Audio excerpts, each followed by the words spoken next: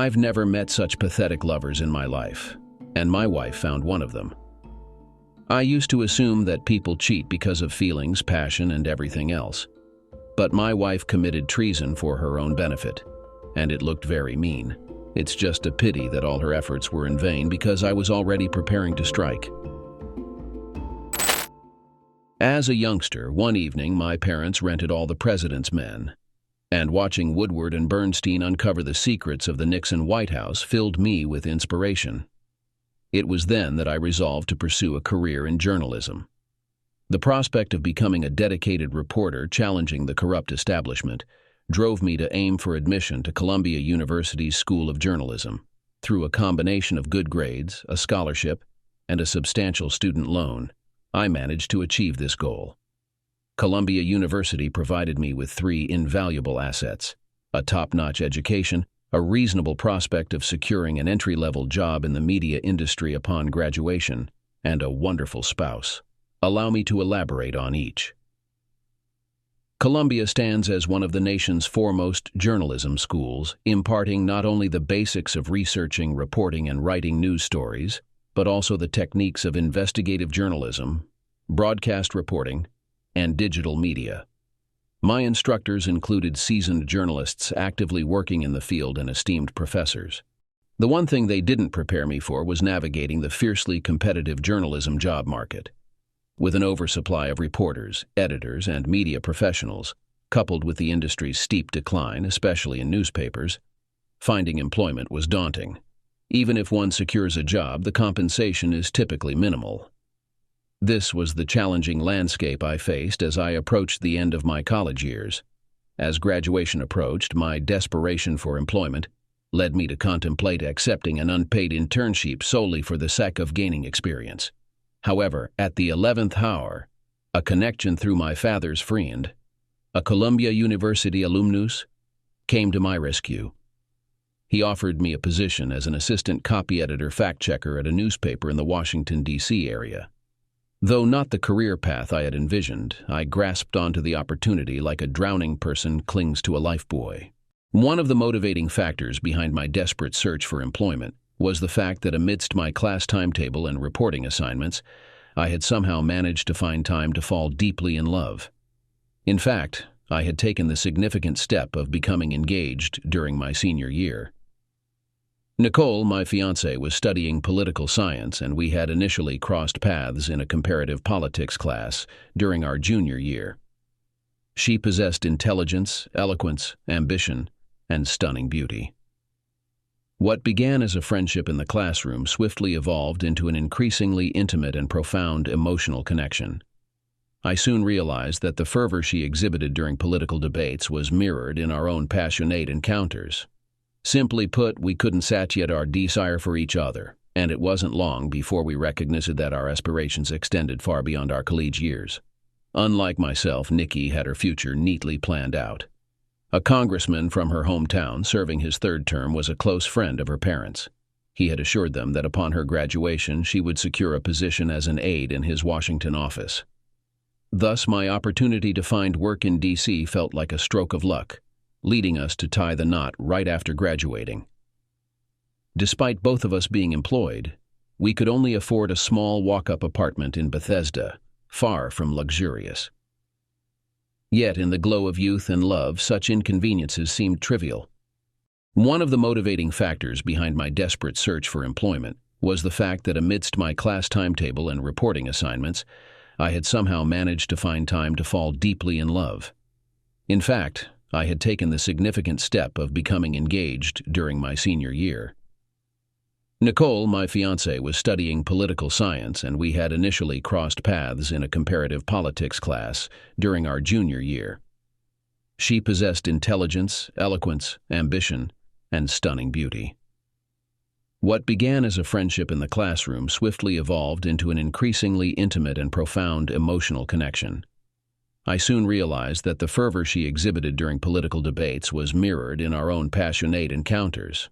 Simply put, we couldn't satiate our desire for each other, and it wasn't long before we recognized that our aspirations extended far beyond our college years.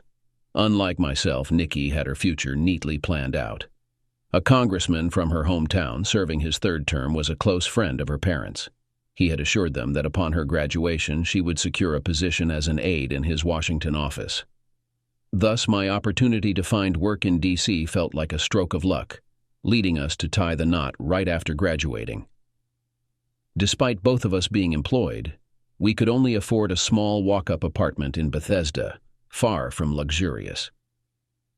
Yet, in the glow of youth and love, such inconveniences seemed trivial.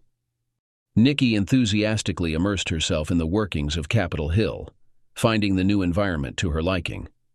Meanwhile, I was grateful for employment, but I found my duties somewhat unfulfilling.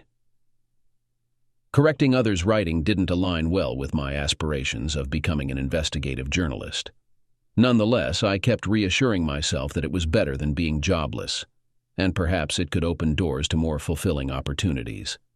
As it turned out, that's precisely what happened, albeit not in the manner I had anticipated. One afternoon, I was summoned to my boss's office, where I found myself seated on a rigid wooden chair facing his desk. His scrutinizing gaze made me uneasy.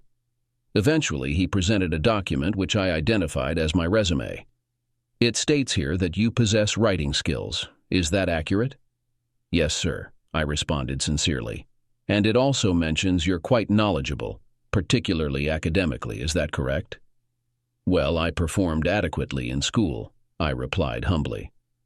Although I had graduated with honors, I didn't feel it was appropriate to boast at that moment. He let out a sigh.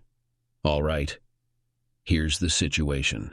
Agatha Cornwell is retiring next week. Someone needs to take over her column. That someone is you." I gulped nervously. Agatha Cornwell wasn't exactly a daring journalist. In fact, she wasn't a journalist at all. She penned the paper's daily column offering advice to the lovelorn. Most of the time, no one on staff bothered to read it, and when they did, it was met with ridicule. Being tasked with writing, it had to be the worst job imaginable, even worse than penning obituaries. The boss seemed to mistake my reaction for eagerness. "Now, don't get your hopes up. The truth is, the column has one of the lowest readerships in the paper. But it does have a small, loyal following, so the managing editor doesn't want to scrap it and cause a stir. And we don't want Agatha's readers to know she's gone either, so keep it under wraps that you're the new Aunt Agatha. Got it?" I nodded, understanding his instructions.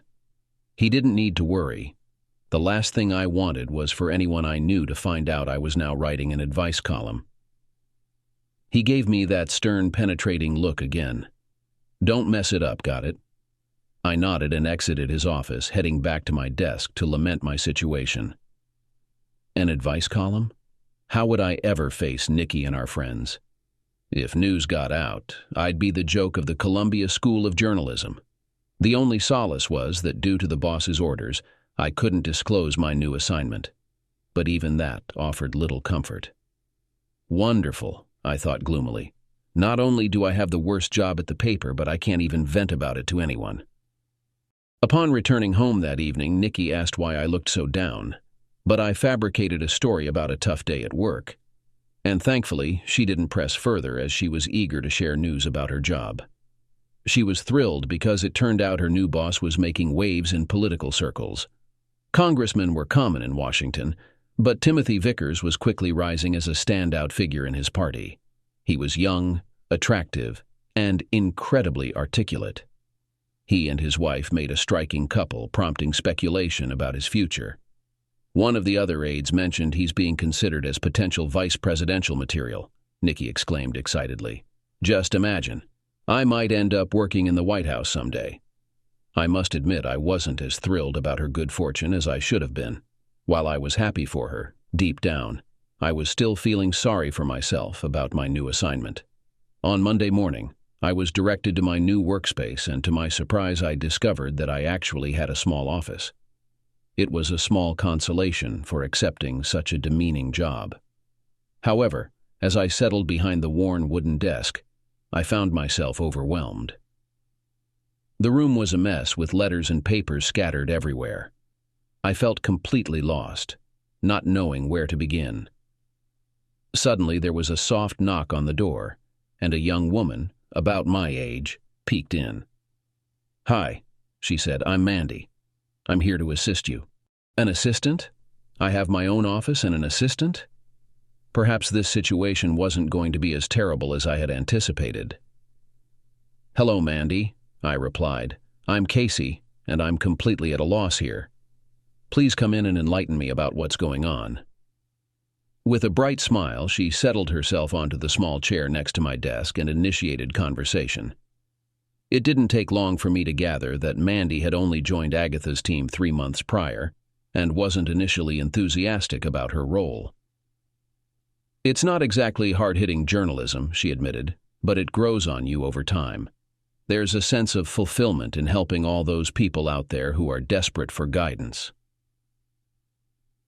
Handing me a pile of Agatha's recent columns to peruse, I quickly formed a mental image of a kind-hearted elder woman diligently working week after week to offer nuggets of wisdom and practical advice to her audience of the uncertain. Mandy proceeded to display a selection of the letters that arrived consistently every day. As I perused them, I couldn't help but notice that Aunt Agatha's inquiries were uniformly mundane and uninteresting. When I queried Mandy about this, she slyly winked and handed me another batch of letters. "What are these?" I inquired. With a sheepish grin, she replied, "Those are the questions Agatha chose not to address." She was rather uncomfortable discussing certain topics, particularly those she deemed peculiar or improper. Upon delving into the contents of the second stack, I swiftly realized that we had a considerable number of eccentric and risque readers. Turning to Mandy, I remarked with a grin, "While I may not be an expert in this field, I assure you we won't be evading inquiries about naughty subjects any longer. That's precisely the kind of content people are interested in, and we're going to deliver." She gave me a concerned look. "I'm on board with that, but I'm uncertain about management's reaction. They've been accustomed to a more conservative approach for quite some time, if you catch my drift." "Listen, I didn't seek out this assignment," I informed her, "but now that it's mine, I intend to handle it my way. If the boss isn't pleased, they can find someone else. Are you with me?" She smiled. "All right, count me in." Luckily, Agatha had prepared her columns in advance, giving me a small backlog. This allowed me time to review letters from the Do Not Answer file and select ones for my first column. I deliberated on the style I aimed to adopt, intending to provide answers reflecting my beliefs with a touch of attitude. After a few attempts, I gained enough confidence to share excerpts of my initial draft with Mandy for feedback. Dear Aunt Agatha, I'm in a dilemma. I adore my wife, but recently I've come to terms with my bisexuality. I want to explore this side of me with other men I've met. As long as I don't engage with other women, I don't see it as infidelity. What's your take? Switch hitter. Dear switch hitter, regardless of which side of the plate you swing from, it's still a breach of trust in your marriage. Dear Aunt Agatha, my husband and I have had a blissful 10 years together, but I recently strayed with a colleague. I'm consumed with guilt. Should I come clean and beg for forgiveness? Remorseful Roberta. Dear remorseful. Roberta, confessing may alleviate your guilt, but it shifts the burden onto your husband. Keep it to yourself and demonstrate your remorse through actions, not words. The guilt serves as a reminder of your wrongdoing. Dear Aunt Agatha, a married coworker sent me an inappropriate photo. What should I do? Grossed out. Dear grossed out, why not forward the message to his wife and see what she thinks? I'm sure she'll have an opinion. Mandy glanced at me, a mischievous grin spreading across her face. "I'm not sure how management will react, but they certainly can't accuse your column of being dull." As expected, later that afternoon, my boss barged into my office, brandishing the submitted column. "What on earth do you think you're doing, Casey?" he bellowed. "Aunt Agatha's readers are a bunch of delicate old ladies. You're going to upset them with this sort of content." I refused to back down. "You tasked me with a job and I completed it. Why not give it a chance before dismissing it?" He snorted in frustration and stormed out, though he ultimately allowed the column to be published. Alongside the print edition, our paper also had an online version, providing us with instant feedback. Despite Mandy's earlier claim that Ask Aunt Agatha rarely elicited much response, I was surprised when she visited my office the following day and pulled up the online feedback for my column on my computer. It seemed my first attempt had stirred quite a reaction. While some readers criticized Aunt Agatha for being flippant about serious matters, others applauded her bold stances. I hadn't anticipated any response, so I felt apprehensive about the strong reactions I had incited. However, Mandy seemed thrilled. "This is the most significant response I've ever seen to an Aunt Agatha column," she informed me. Still uncertain, I remarked, "Some of the feedback wasn't favorable towards what I said or how I said it." "Who cares?" she exclaimed cheerfully. "At least you got them thinking." In the following days, the reaction to the column mirrored the initial one. Comments poured in, both supportive and critical of the new tone and topics. I couldn't help but wonder how management would react to it all. Over the next 2 weeks, I found the answer to a question I had pondered when starting the new job. Why did I need an assistant? As I witnessed the influx of letters, I began to understand. When Mandy showed me how to manage the Aunt Agatha email account, I started to question whether 2 people would be sufficient to handle the volume. Each letter and email needed to be read, sorted by date, and categorized. Some were earmarked for a response, others were disregarded, and some were set aside for further consideration. We would then discuss the ones requiring a reply and determine the appropriate response. At Tim's, we had differing opinions. For instance, when Mandy burst into laughter while going through the mail and came across a particular letter, "This one's going straight to the trash," she chuckled. "It's clearly a fake." However, upon reading it myself, I recognized its potential for inclusion in the next day's column. Dear Aunt Agatha, recently I was awoken from a deep slumber by a little green man who escorted me to his spaceship and conducted various examinations on my body with alien devices. Yesterday, I discovered I am pregnant. What should I do? Abducted by aliens? Dear Abducted by Aliens, I suggest you take this letter to your creative writing professor and inform them that I've advised they give you an F. On the following Friday afternoon, I had just wrapped up preparing my column for Monday, when the boss unexpectedly appeared at my office door. I had been avoiding him since our last interaction, so his sudden presence immediately put me on edge. "I've received the latest report on our online site's hits," he said, his expression grim, "and I've also reviewed the feedback on your column." I held my breath, bracing for his verdict. "They might not always appreciate your sharp remarks," he continued, "but they're certainly reading your content. The hits on Ask Aunt Agatha have increased by 35%. Looks like you're safe for another week." With that, he exited my office, leaving me stunned. It felt reminiscent of that famous actress's Oscars speech, "You like me, you really like me." Mandy, who had been listening in, rushed in to congratulate me with a warm hug. "Congratulations, Casey. These are fantastic results, and it's rare for the boss to deliver such news in person. He must be genuinely pleased."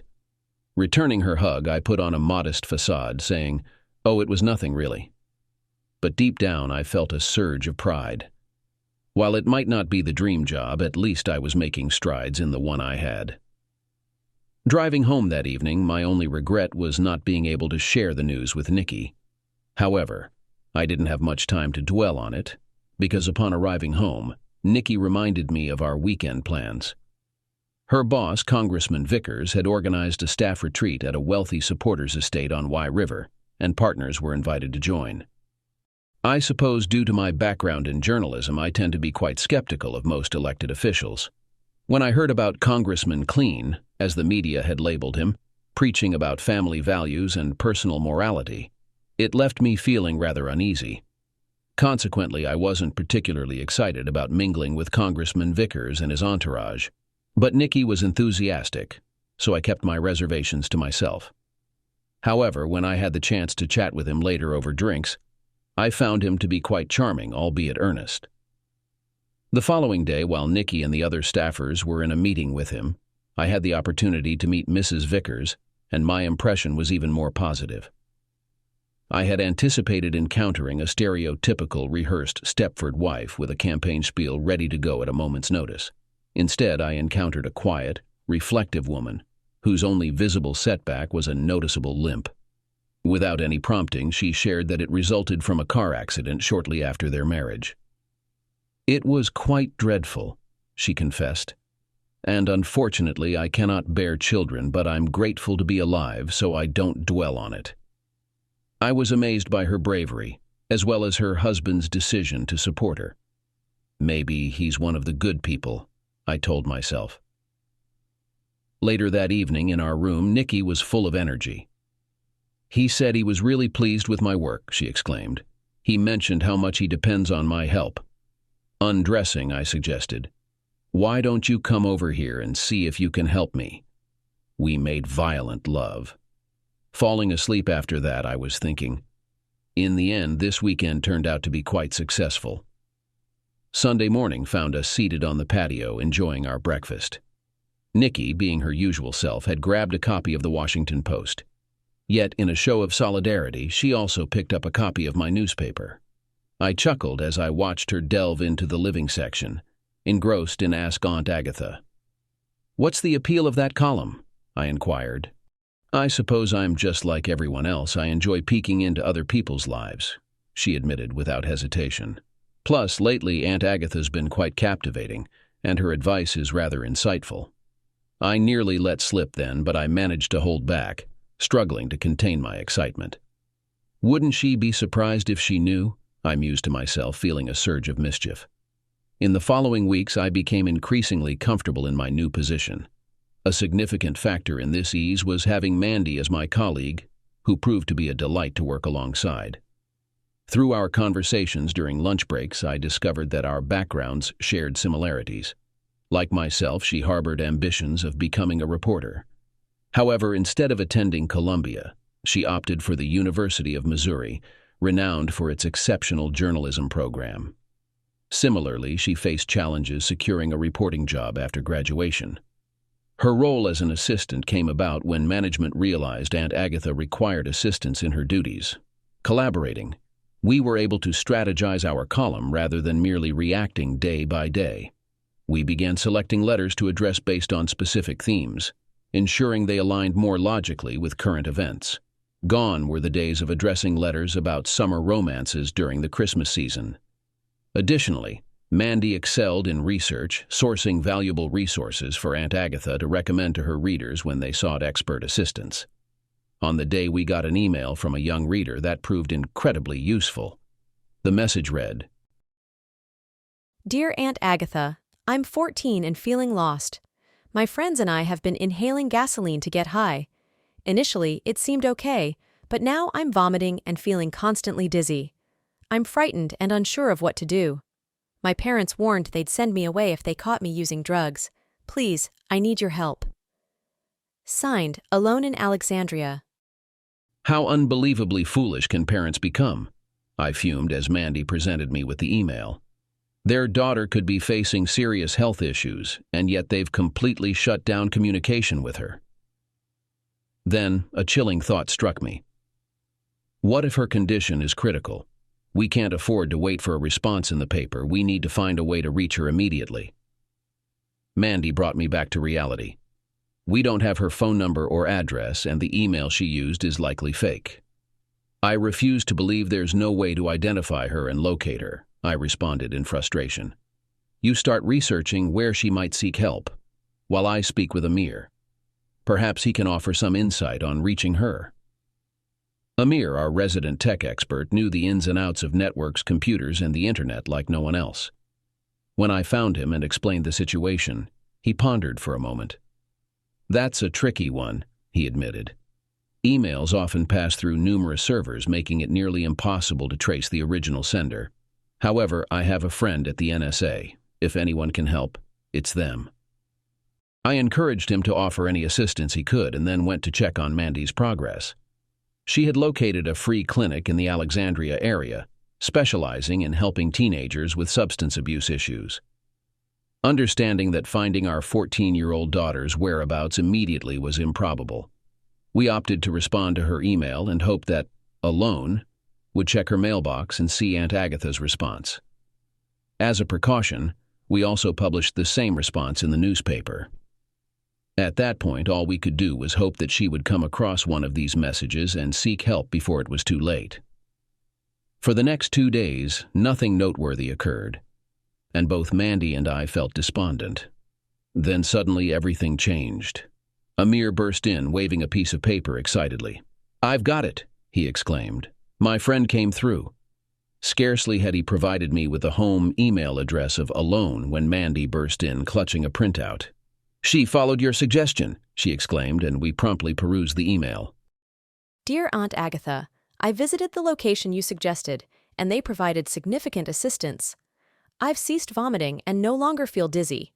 In fact, I'm improving so much that I'm determined to persuade my friends to abstain from using heroin. Thank you. Not alone in Alexandria. I glanced at Mandy, unsure whether to laugh or cry at the latest twist of events. "But at least we've made an impact," Mandy reassured me. "Your column is making a difference, even if it's in an unexpected way." I hoped she was right. A few weeks later, the boss stormed into my office, his usual scowl in place. "I don't know if you're skilled, kid, but you're certainly the luckiest person I know." I'd grown accustomed to his outbursts, so I simply looked up and asked, "All right, what's the issue this time?" "Against all odds, your insignificant column has garnered significant attention. Your readership is skyrocketing, and other papers have taken notice. Long story short, your column is going into syndication. Once the legal details are sorted, numerous papers across the country will be running Ask Aunt Agatha." As I sat there in disbelief, Mandy walked in and posed the crucial question. "What about the financial aspect?" The boss expressed his policy firmly. "When a writer's work is syndicated, they split the revenues evenly with the paper," he explained, wearing a strained expression. "If you can maintain this level of performance, you're on track to earn the kind of money usually reserved for the top players." Many cheered, and Mandy embraced me tightly, both of us yelling and dancing around the room as the boss watched on disapprovingly. Once he left, Mandy planted a congratulatory kiss on my cheek, exclaiming, "Oh, Casey, this is fantastic news. I always knew you were something special." "We're a team," I assured her. "I couldn't have achieved this without you." She smiled warmly and kissed me again. "You're kind to say that, but it was your willingness to take risks and shake things up. You're the one who made your mark on the column, and you're the one who deserves all the success coming your way."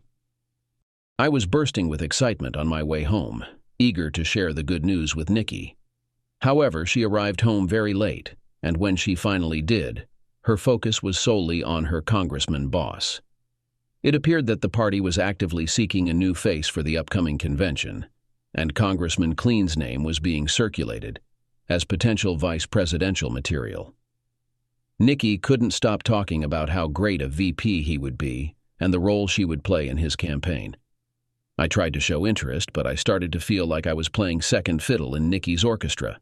"Hey," I quipped, only half serious, "remember me while you're busy making all your plans." She waved me off. "You're just a copy editor," she said, dismissing me.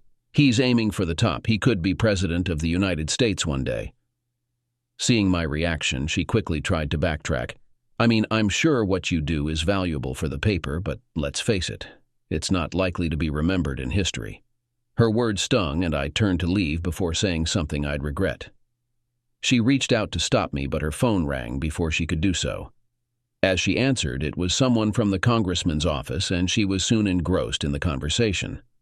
After stepping outside for a leisurely stroll around our neighborhood, it dawned on me that her statement held truth. Indeed, if her congressman managed to ascend to the White House, he would undoubtedly gain fame, rightfully so. However, her comments didn't justify her disparagement of her husband. The more I pondered, the more apparent it became that Nikki's regard for me had noticeably diminished since she became involved in the congressman's inner circle. While I could comprehend her dedication to her work, her lack of enthusiasm for her spouse baffled me. Considering her perspective on our relationship, I opted to keep mum about my syndication plans. After all, it might be months before the deal materialized, and even then it wouldn't hold the same allure to Nikki as her boss's vice presidential nomination. Upon my return from the walk, Nikki attempted to brush the issue aside. but our interactions were polite rather than affectionate. Regardless of my discontent with my marital situation, I still had a daily column to write. However, it was inevitable that my personal life would start to affect my work. A few days later, I stumbled upon a hopelessly romantic email in my inbox, and in my cynical state, I decided to respond firmly to the sender. Dear Aunt Agatha, I've developed feelings for an amazing man at my workplace. He's intelligent, humorous, caring, and not to mention attractive. The only issue is that he's married. Should I confess my feelings to him? Sincerely, his secret admirer. Dear secret admirer, listen closely. Keep your emotions to yourself. No matter how genuine your affection may be, you have no right to interfere in this man's marriage. Until he is single, you must refrain from expressing your feelings. If this proves too difficult for you, consider finding a different job. Aunt Agatha faced some criticism from the sentimental members of her audience who wished to give the secret admirer an opportunity. But I had reached my limit with outsiders meddling in marriages by that point, and was not willing to yield. Back at home, the situation continued to worsen. Nikki's job demanded longer hours, with her travels becoming so frequent that I could only anticipate her return by checking the itinerary she left in the home office. She was constantly traveling with the congressman for fundraisers or party strategy sessions. When she did return, she was too exhausted to do much besides eating and sleeping, with any other intimate activities becoming increasingly rare. Adding to the gloom of my married life, things also took a downturn at work. Mandy, who had always been cheerful and positive, suddenly fell into a melancholy state. It was evident that something troubled her deeply, but despite my efforts, she refused to confide in me.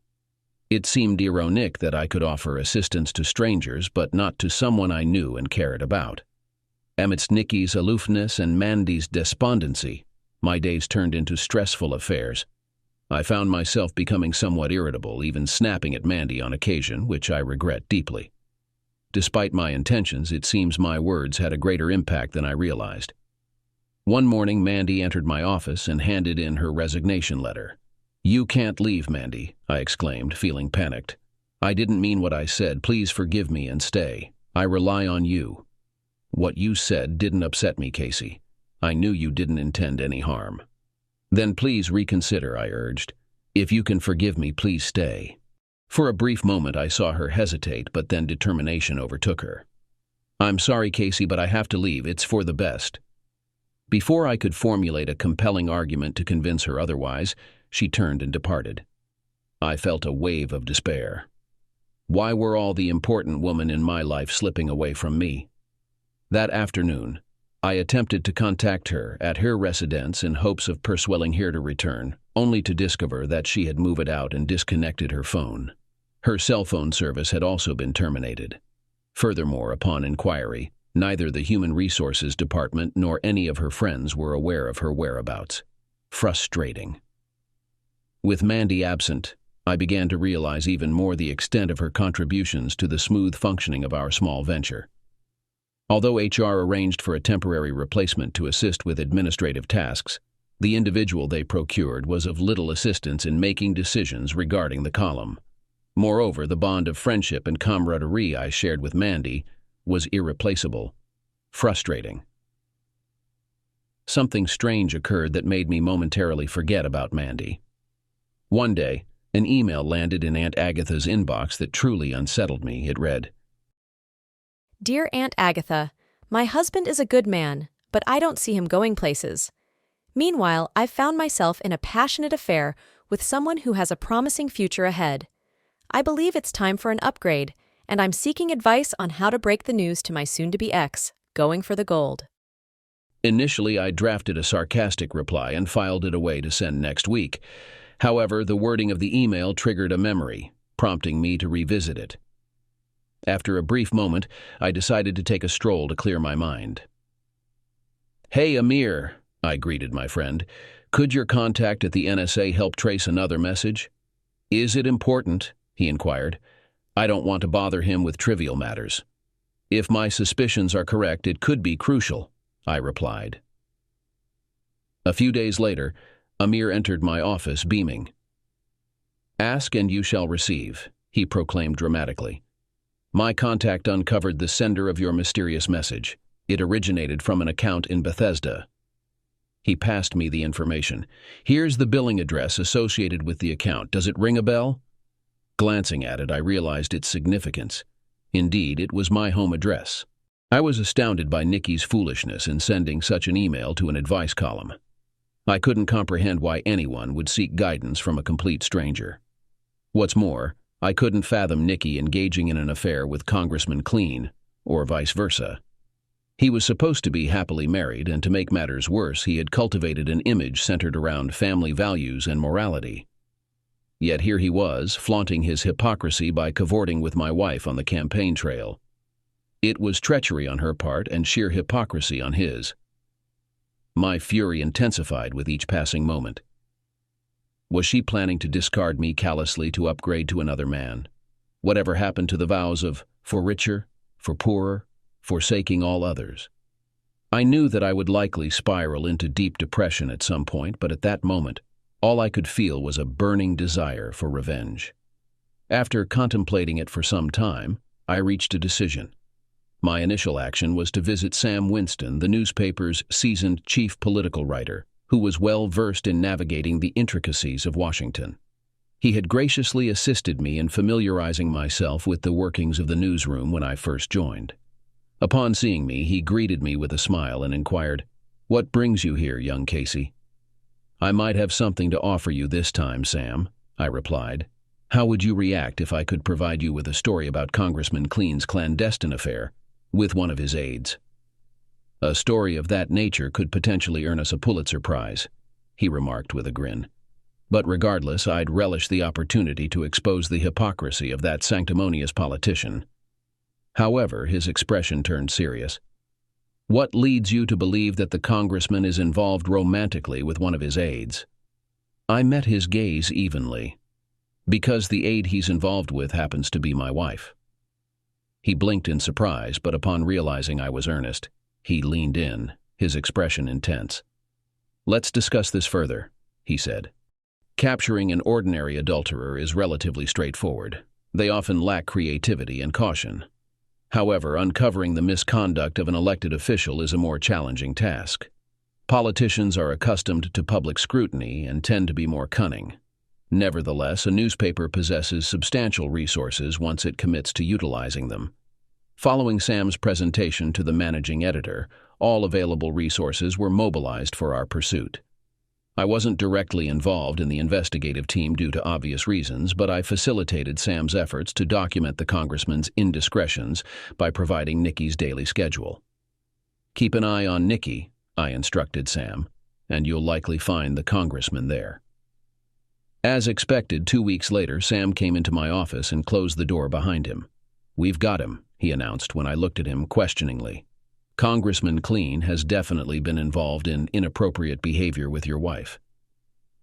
Deep down, I had clung to a glimmer of hope that this was all a misunderstanding and that things could somehow return to normal. However, after Sam's revelation, I realized that hope was futile. Hope is resilient, but when it fades, bitterness often takes its place. "When do you plan to take action?" I inquired. "Should I start proceedings for a divorce?" "Don't worry," he reassured me. "There's time. We need more evidence against Congressman Vickers to establish a clear pattern of behavior, not just a one-time occurrence. Plus, we want to time it closer to the nominating convention for maximum impact." Sam's smile faded, his gaze hardening. "I despise hypocrites. When the congressman falls, he'll fall hard." I couldn't help but shudder involuntarily, feeling a twinge of pity for what was about to happen to Nikki. Almost. If there had been strain in my marriage before, it now turned glacial. Nikki was hardly ever home, and when she was, our interactions resembled those of roommates more than spouses. Significantly, Nikki seemed oblivious to the lack of intimacy. Her mind, I suspected, was elsewhere, focused on someone else. Like Nikki, I found myself spending more and more time at the office. Work became my sole refuge from the pain. Yet even there, reminders of Mandy surrounded me, offering no respite. I longed to confide in her, to seek her advice with her understanding ears. but it was as if she had vanished from existence. No one knew her whereabouts or how to contact her. I felt consumed by guilt over the possibility that my own grumpiness might have contributed to her disappearance. In the workplace, I purposefully avoided crossing paths with Sam Winston. While my curiosity about current events was intense, I reasoned that bothering him with questions would only add to his burdens. However, as discussions about Congressman Vickers' potential vice presidential candidacy intensified with the approaching convention, I couldn't help but wonder about the progress of Sam's investigation. So, when Sam phoned me one Monday and requested my presence in the conference room within his vicinity, I felt a sense of relief. Upon entering, he signaled for me to shut the door behind me. "Things are set to unfold in the coming days," he informed me. "He'll be staying at the Hay Adams Hotel on Wednesday night, and we plan to confront him Thursday morning. The story will hit the papers on Friday morning, and then chaos will ensue." In that moment, relief washed over me. My facade of a marriage was finally reaching its end, and I could cease pretending to my social circle and family that everything was fine between Nikki and me. "Before you get too carried away," Sam interjected, interrupting my thoughts, "there's something you ought to hear. We managed to secure the room adjacent to your wife's a week ago. We've installed some new recording devices that are highly sensitive, and their discretion was lacking." He gestured towards the MP3 player on the table before promptly exiting the room. Putting headphones on my ears, I prepared for what I expected would be akin to watching an amateur adult video featuring my wife. However, what I heard was somewhat different. Of course, there was enough of both. However, what struck me the most was the congressman's obvious need and Nikki's constant attempts to calm him down. At one point, he asked, "I'm much bigger than your husband, aren't I?" To which she replied with a purr, "Oh yes, you're twice his size." Although I chuckled to myself, yes, that's right. A confident man will ask about this. Doubtful. He then instructed her, "Tell me how much better I am than Casey. He never made you feel the way you feel with me, did he?" To which she invariably reassured him, "He was never close to it, baby. You're the best thing I've ever had." I was thinking inwardly, is this guy really that insecure? However, the most revealing aspect occurred later. After what seemed like a lengthy preparation for intimacy, obviously consisting of her working her lips and stroking his instrument, he took the initiative and I heard the sounds of cheating. My ex-wife praised him, and it was ridiculous. I was shocked. She pretended to have fun. I recognized the difference in her sounds. Sam wouldn't have needed sophisticated listening devices if Nikki had actually achieved satisfaction. At first, I felt a pang of pride in my manhood, knowing that the congressman was such a pathetic lover. But on reflection, I felt even worse. Nikki wasn't leaving me because she found someone who could really please her. She was leaving because she found a way to realize her own ambitions. She doesn't love this man, I realized. She wants to be the first lady. How could I ever love such a flawed, selfish woman? My indignation increased. I felt relieved that my marriage was about to end. Just at that moment, Sam returned to the room. "Are you all right?" he inquired. I nodded. "When you confront him on Thursday, will she be accompanying him?" I queried. "Most likely," he replied, "if they stick to their usual pattern." "In that case, I want to be present," I informed him. He glanced at me with concern. "You're not planning anything reckless, are you, Casey? No thoughts of revenge or the like?" I shook my head. "Don't worry, Sam. After what I've just heard, she's not worth it. All I want is the satisfaction of personally serving her with divorce papers." He nodded. "I understand. But you have to let me and the photographer do our job first." At 5 p.m., we waited in the wood-paneled lobby of the Hay Adams. The hotel staff, though curious about us, recognized Sam as one of the prominent reporters in town, so they didn't bother him. Sam must have received a message through his earpiece because he turned to the photographer and me and announced, "They're coming down." We stood and gathered near the elevators, with me positioned at the back. Sam gave me a stern look over his shoulder. "Remember, no aggressive behavior." I responded with a Boy Scout salute. "I promise, Sam." Just then, the elevator doors opened and Nikki and the congressman emerged. The flash from the photographer's camera caught them off guard. After blinking several times, the congressman recognized Sam and regained composure. "Well, hello, Sam. Always good to see one of our esteemed journalists at work, but isn't it a bit early for questions?" The reporter disregarded his comment. "Congressman Vickers, would you like to comment on why you and your aide left her room so early in the morning?" I have to admit, the guy was pretty agile. "Of course, Sam. Nicole and I just had a short conversation to review my schedule for the day," the congressman replied. "I understand. Could you explain then why that short discussion in her room started at 11 hour last night and continued without interruption until a few minutes ago?" Sam insisted. "Well, you see," the congressman stammered, trying to regain his composure, but Sam didn't give him a chance. "Perhaps this photo taken by both of you earlier this month will help to better understand your relationship," Sam continued, showing them the picture. "Sam has shown me this before. The photographer used a powerful telephoto lens to capture them in an embrace high up in a glass-walled elevator outside the Marriott Hotel. What made the picture so incriminating was the fact that the congressman was touching Nikki. Although the hug lasted only a few seconds, the lens had enough time to capture a compromising picture. How do you think this will affect your position on family values, Congressman?" Sam continued relentlessly. As the confrontation between the congressman and Sam unfolded, Nikki stood in shock, her eyes frantically darting around. Suddenly, they stopped at me and she exclaimed, "Casey, what are you doing here?" That was a clear signal if I've ever heard one, I thought as I approached her. "I've come to personally deliver this divorce petition to you," I stated calmly, handing her the papers. She gasped. "Oh, and just so you know," I added, "if you're still wondering about Aunt Agatha's question, you'll find the answer in today's newspaper." With that, I handed her the morning paper opened to my column, then turned away. "Wait," I heard her call after me. How could you?" I turned my head to catch her gaze fixed on the opening query and ask Aunt Agatha. Dear Aunt Agatha, my husband is a decent man, but his ambitions are limited. Meanwhile, I've found myself in a passionate affair with someone with promising prospects. Now that an opportunity to upgrade has presented itself, I'm inclined to seize it. Any advice on breaking the news to my soon-to-be ex? In response, Aunt Agatha reassured, going for the gold, that there's no need for concern.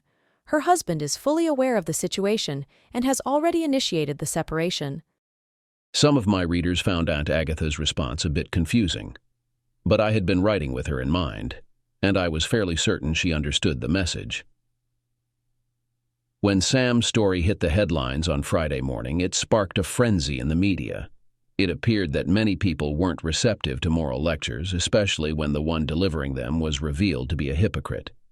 The initial reports were quickly followed by the announcement that the esteemed congressman was no longer being considered for his party's vice presidential nomination. Shortly afterward, Congressman Vickers' wife appeared live on the Oprah Winfrey Network. Oprah offered gentle solace to the tearful woman, while publicly denouncing her unfaithful husband to millions of viewers. The subsequent divorce proceedings were highly publicized and messy. In the end, the congressman foolishly opted to run for re-election in his own district. He was overwhelmingly defeated and subsequently faded entirely from the political scene. It's quite fitting, I mused. His name may be remembered by history, but it will be associated with disgrace. Regarding Nikki, she found herself pursued by tabloid reporters seeking details about the other woman. I changed the locks on our apartment, so she had to temporarily stay with a friend. When the paparazzi became overwhelming, she left town and eventually moved back in with her parents. Our divorce proceeded swiftly. Nikki couldn't contest the adultery allegations made public. She attempted to reach out to me a few times, but I insisted that all communication go through my lawyer, and she stopped trying. We divided our assets evenly, and since the syndication deal was still pending, she didn't receive any of those funds. After my involvement in the exposé was revealed, I gained some minor fame within the paper, but whenever people began probing with too many questions, my boss would swiftly intervene and chase them away. He was a stern individual, Yet I grew to appreciate him despite his gruff demeanor. I had anticipated feeling relieved after divorcing Nikki, but instead, I found myself sinking deeper into depression. It wasn't her absence I mourned, but rather the loss of the loving relationship we once shared. I resented her for depriving me of that. Although I dabbled in dating, it felt repetitive and uninspiring. One day, while wallowing in self-pity at my desk, I caught myself daydreaming about Mandy. Once again, I felt remorseful for pushing her away, realizing it was a loss for both of us. Recalling an advice letter I had responded to months earlier regarding office romances, I dug through my files until I found it. As I revisited my response, I realized I had been overly critical of the letter's author, and pondered how I would approach the same question now. Then a sudden realization hit me, and I checked the date of the email I had received. Could it be possible? Hastily, I made my way to Amir's workspace, tightly gripping the note in my hand. Amir, I understand it's a big request, but could you possibly reach out to your NSA contact to check one more email for me? It would mean a great deal, I pleaded. Reluctantly, he accepted the email address from me. This better be worth it, he warned firmly. Believe me, I insisted. It's a matter of life or death. When I next encountered him, his expression was troubled. I'm not sure what game you're playing, Casey, but that email originated right here, from the newspaper's offices. I knew it, I exclaimed, enveloping the surprised technician in a hug. It was Mandy all along, of course. She harbored feelings for me but didn't know how to express them. And I realized, had essentially pushed her away with my words. No wonder she resigned and left town. What a terrible counselor I turned out to be. I had someone incredibly special right in front of me, yet I failed to recognize it. Not only did I overlook her, I actually succeeded in driving her away. I was determined to locate her, but every direction I turned seemed to lead to a dead end. Her old acquaintances hadn't heard from her, her Facebook page was inactive, and HR wouldn't grant me access to her job application. However, a helpful clerk discreetly informed me that she hadn't listed any next of kin for me to reach out to. Even the University of Missouri, where she graduated, had no recent record of her. My personal struggles with loneliness, depression from my failed marriage, and the frustration of being unable to find the one person who truly mattered to me were taking a toll on my professional performance. It reached a point where my boss intervened, bluntly telling me to snap out of it or risk losing our syndication deal. His words, though harsh, jolted me into action. I realized I needed to refocus and give my job the attention it deserved. I couldn't afford to mess things up, especially considering my previous failures with Aunt Agatha, Nikki, and Mandy. I had developed a genuine affection for Aunt Agatha and her readers despite my own shortcomings. All of a sudden, a notion struck me. It seemed absurd, idealistic, and perhaps futile, but desperate situations call for desperate actions. Dear Aunt Agatha, I once worked alongside a woman who embodied everything I ever desired. However, amidst the chaos of my life, I failed to recognize her true worth. Consequently, I allowed her to slip away, and now I am at a loss on how to locate her. What steps can I take to rectify the gravest error of my life? Blind in Bethesda. Dear, Blind in Bethesda, your only hope rests on the possibility that one day she will discover your sentiments and grant you another opportunity. Should that day arrive, ensure you seize it and never let her slip away again. I understand. What a foolish, meaningless gesture.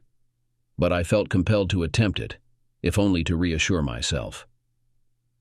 A few days later, I was summoned to the upstairs office. Waiting for me were a couple of lawyers and the managing editor himself. Since I had only met him once before, I felt quite intimidated. However, he quickly made me feel comfortable by explaining that the purpose of the meeting was to sign the contract for syndicating Ask Aunt Agatha. Once I signed the agreement, my daily column would be distributed in newspapers across the country, starting the following week.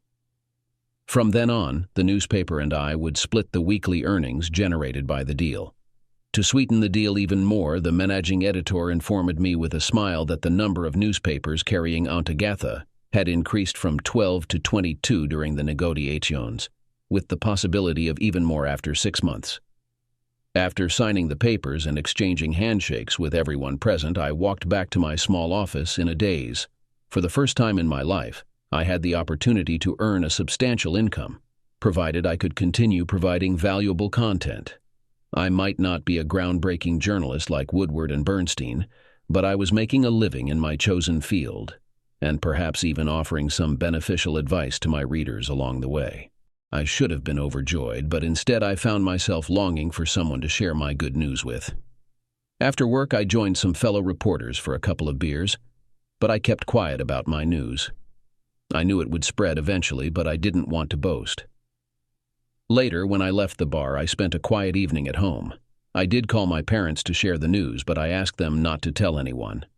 Aunt Agatha's identity was still officially a secret, though I knew the truth would come out eventually.